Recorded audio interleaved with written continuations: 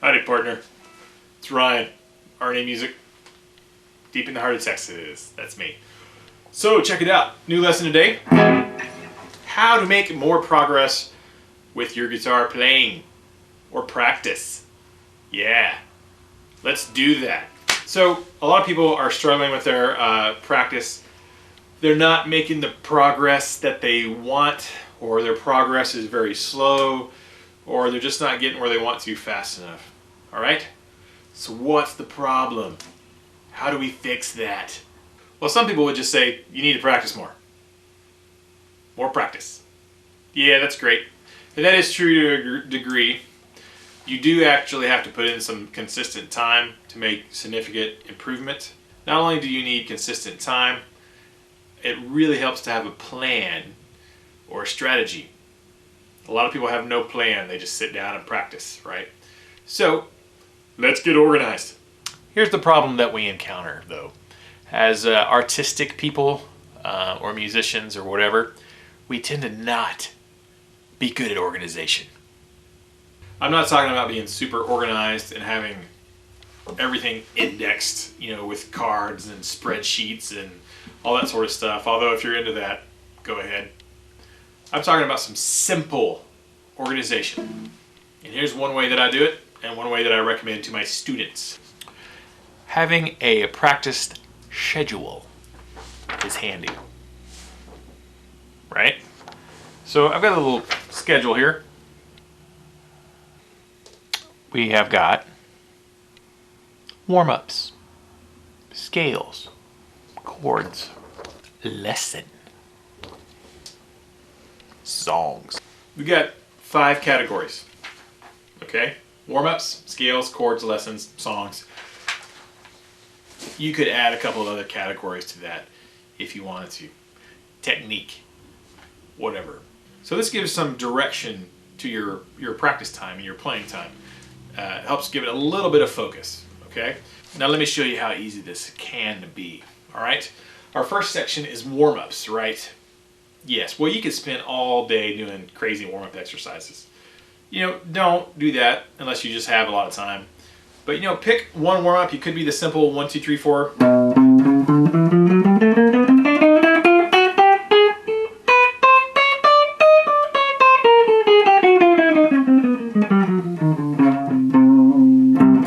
Could be that simple 1, 2, 3, 4 thing.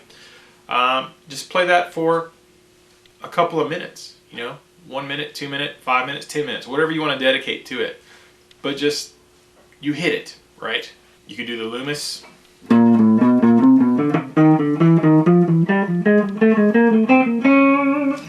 little skip around one, whatever, it doesn't matter.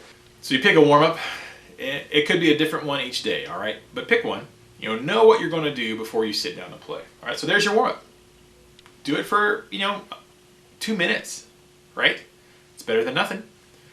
All right, then move on to, scales, okay? Now, scales, oh my God, there's thousands of scales. There's all these things you can do. All right, don't try to do everything, but pick out, if you're working on your 3-note per string scales,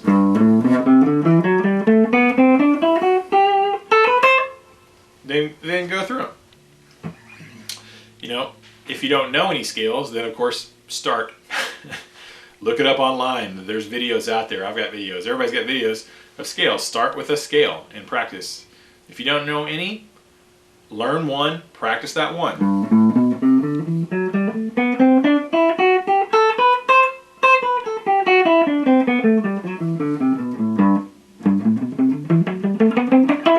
Just do it over and over. If you know a lot of scales, then play all of them.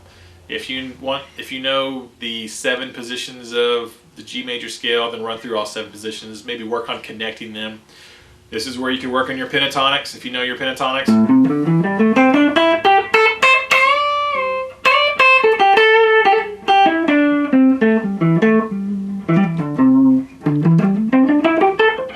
If you don't know any, learn one. And practice that one for a week. And the next week, learn another one. Practice those 2. It just gives you something to kind of measure your progress. So do your scales. That could be 1 scale, it could be connecting 7 scales. Wherever you're at with your scales, at least you know that you worked on scales today. Okay, great. Now, chords, okay? For, a beginner, that might be, I only know 3 chords. All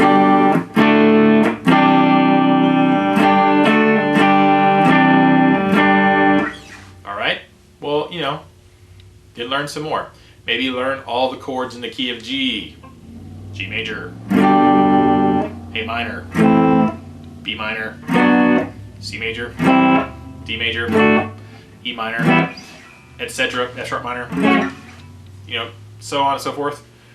Maybe practice your chords in the keys. Maybe that's where you are. Maybe chord workout is just playing chords in different positions around the neck. If you know how to play a D chord here, and that's it, maybe learn how to play a D chord in some other places. Right? Like right here. Right here. Right here. Right here. All the different places you can play a D major. Go through those. That could be your chord practice for today. Tomorrow, chords, do something else. But you hit chords as a group. Okay, next is lesson. Now that's for my students where if I have a specific lesson I want them to work on, whether it's, a song, or if it's an exercise or a specific technique, like bending. Okay, we have a bending exercise. I want them to work on rock bends or whole tone bends or half step bends or a run, or it could be anything specific. That's more for lesson stuff. So the last category I have is songs. Now before that, you could put in technique. You could have a category for technique like sweep picking. If you're trying to learn sweep picking, and sweep picking particularly interests you, then you could spend a couple of minutes. There's a bajillion sweep picking exercises on the internet. Go pick one, practice that particular exercise, for a week or whatever. And then finally, I like to put this one last. Songs is the last category, that's the whole point of playing guitar, right? It's not so we can sit down and play exercises all day long, and scales and things. Those are all important, but the end all goal is to play some songs, right? So always finish your practice. I think, do whatever you want, but I think it's a good idea to finish your practice with some songs. First of all, it's fun. Now I would maybe start with one that you're working on, that you have not mastered yet, and you're still like learning the song. Do that. But then maybe finish with one you've played a million times.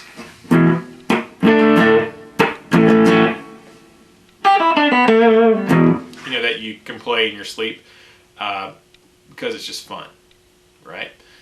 I think that's a great thing to play last. You could have a category for songwriting, like composition, where you're going to spend a few minutes trying to write something. Write a lick, write a little lead, write a chord progression, write a verse to a song, continue working on a song you've already started, right? I just have 5 categories on here. You could put as many or as little as you want. Maybe you just want to do warm-ups, scales, and songs. Great, but you have an idea of what you're going to do today. You have a little outline, you have a goal, and you can look at it and you feel like you've made progress because you have made progress. And that's a wonderful feeling. Give it a try, type up your own, then use it. That's the trick. Actually use your little guitar practice schedule. You know what I mean? Write down what you did. If you do it with a metronome, write down what tempo you were able to do it at. That's a great thing. And then keep track of it. And then you won't ever sit down and wonder, well, what should I work on? Well, you should work on these categories. And then be creative inside of those categories. Change up your exercises. Practice different scales, Depending on how far along you are in your development, how advanced or how new you are as a player, you're going to practice different things, but you have an idea of where to go. Thanks for watching. I appreciate you guys. All the videos have been well received, and we've gotten a lot of views, and I'm really grateful to you. Thank you very much, and let's keep the music alive.